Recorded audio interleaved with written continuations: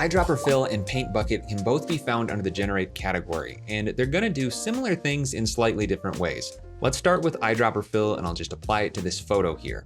What this effect is going to do is take a sample point, which is the first property, and it's just a point control, and under that point, sample the colors of the layer we've applied it to. It'll then take that color and by default, just fill the entire layer with that one color. Now the way it's determining the fill color is by the sample radius. So it's taking a radius of 10 pixels all around this point and averaging the color and filling the layer with that. So if I turn the eyedropper fill off, and I move it over to say this yellowish color right here and then turn it back on, we're getting that 10 pixel radius around that point to fill the entire layer.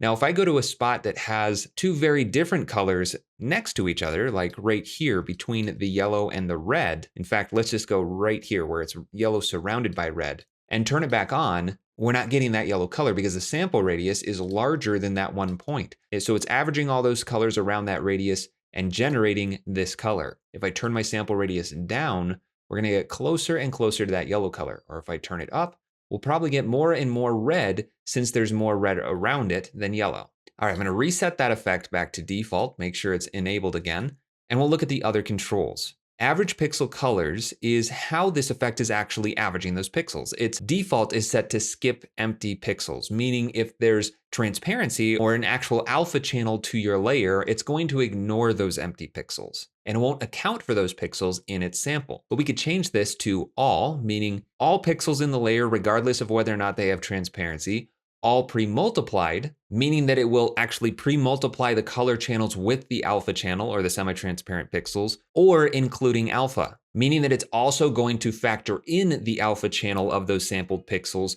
in its generated fill. And what that means is, if I just use my logo as an example, is that it can generate semi-transparent pixels. So I'll add that eyedropper fill effect to my logo, turn off the effect just so I can see it and move the sample to say this green color, turn it back on, and then change the average pixel colors method to including alpha. Nothing changes yet, but if I move this around, you can see that right there on the edge of that shape, where I do have some semi-transparent pixels, as soon as I start getting close to those semi-transparent pixels, my sample radius is accounting for it and making a semi-transparent fill.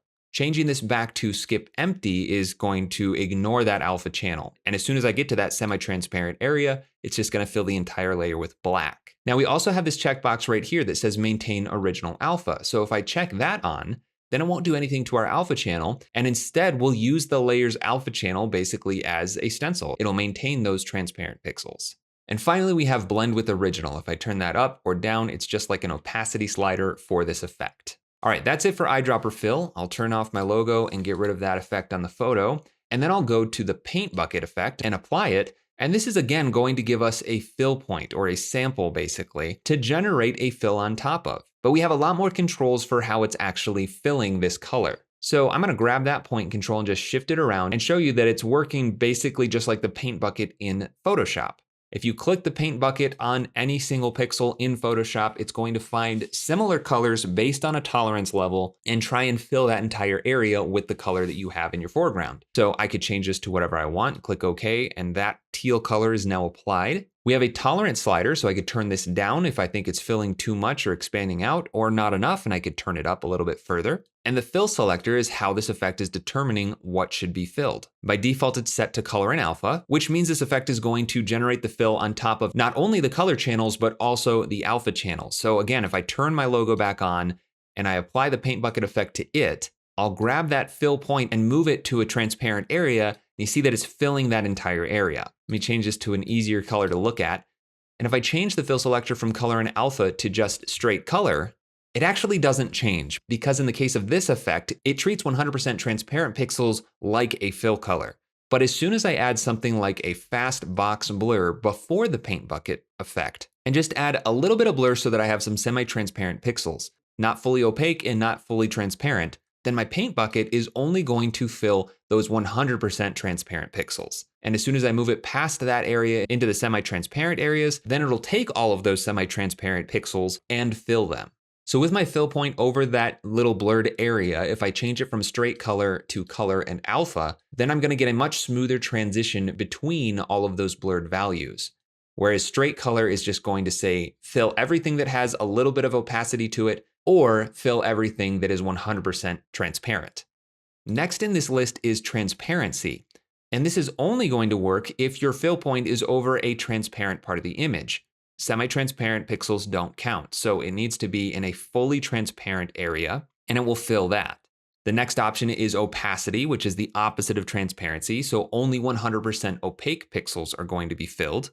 And then we have alpha channel, which looks at the actual grayscale alpha values. So if I switch my RGB mode to alpha, and solo my logo so we don't see the background layer, and I'll even turn off the paint bucket just so we can see, this is my layer's alpha channel represented with grayscale values. So with the paint bucket set to alpha channel as my fill selector, it will find whatever alpha channel value is equal to the sampled area under the fill point and fill everything connected to that has the same alpha value. So that's why we're kind of getting a stroke around these blurred areas. I'll switch this back to my RGB mode and unsolo the layer, and then switch this back to color and alpha. I don't need the fast box blur on anymore. The next property is tolerance. If I turn that up or down, this is just going to be a threshold basically for what becomes filled no matter what fill selector you're using. And we can view that threshold with the view threshold checkbox. So turning this tolerance up or down allows you to see what's going to be filled, represented by white, and what will be ignored, which is black. Next up is stroke, and this is set to anti-alias. And this is talking about how it's handling the edges of the alpha channel. So currently it's anti-aliasing the pixels, meaning it's smoothing them out so they don't look too rough. But I could change this to feather, and then I could make that even smoother. So turning that all the way down, it's completely unaliased, which is why we have all these chunky pixels showing, but I could turn that up to as soft as I want, even to a point where it looks blurred, but that's also eating away at the alpha channel. Make this a little bit darker so it's easier to see. The next stroke option is spread, which will just fill out the edges of our alpha, or we could change it to choke, which goes the opposite direction. It brings the alpha channel in rather than outwards, kind of like simple choker effect. And then finally, we have stroke, which is going to stroke that alpha channel. We can increase or decrease the stroke width with that property. And if I turn off my fast box blur, then we're going to get much cleaner lines. So let me turn this stroke width down, and now I have an outline over just that part of the image. Next up is the invert fill checkbox. If I check it on, it's going to do just what it sounds like, inverting the entire alpha channel, and this will apply to whichever stroke type we have selected.